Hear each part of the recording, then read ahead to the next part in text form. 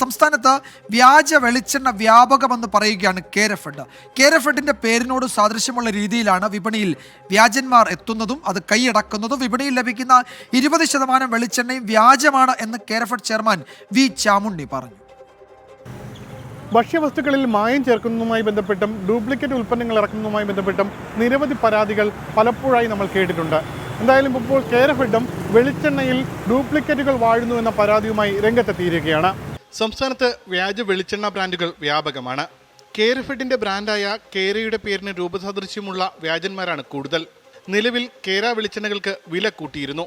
ഈ സാഹചര്യം മുതലാക്കി കൂടുതൽ വ്യാജന്മാർ വിപണിയിലെത്തിയെന്നും കേരഫെഡ് ചെയർമാൻ വി ചാമുണ്ണി. സമാനമായ പേരോടുകൂടി സ്വകാര്യ കമ്പനികളുടെ കൃത്രിമമായിട്ടുള്ള വ്യാജ വെളിച്ചെണ്ണയൊക്കെ വ്യാപകമായി പ്രചരിച്ചുകൊണ്ടിരിക്കുകയാണ്. വില കുറച്ചു വെക്കുന്നുണ്ട് അവർ. അതിൻ്റെ കാരണം മോശമായ അസംസ്കൃത വസ്തുക്കൾ ഉപയോഗിച്ച് ഉൽപ്പാദനം നടത്തി വില കുറച്ച് വെക്കുകയാണ്. പലരും വ്യാജ ബ്രാൻഡ് തിരിച്ചറിയാതെ വെളിച്ചെണ്ണ വാങ്ങുന്നു. സംസ്ഥാനത്ത് 40% മാർക്കറ്റ് ഷെയറാണ് കേരയ്ക്കുള്ളത്. പൊതുജനങ്ങളുടെ ആരോഗ്യത്തെ കൂടി ബാധിക്കുന്നതിനാൽ ഭക്ഷ്യസുരക്ഷാ വിഭാഗത്തിന് പരാതി നൽകി.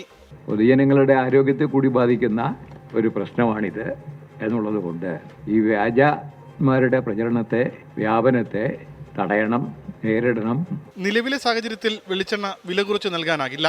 കിലോഗ്രാമിന് 150 രൂപയാണ് കൊപ്രയ്ക്ക് നൽകുന്നത്. ഇതാണ് വില കൂട്ടാൻ കാരണമെന്നും കേരഫെഡ് ചെയർമാൻ വ്യക്തമാക്കി.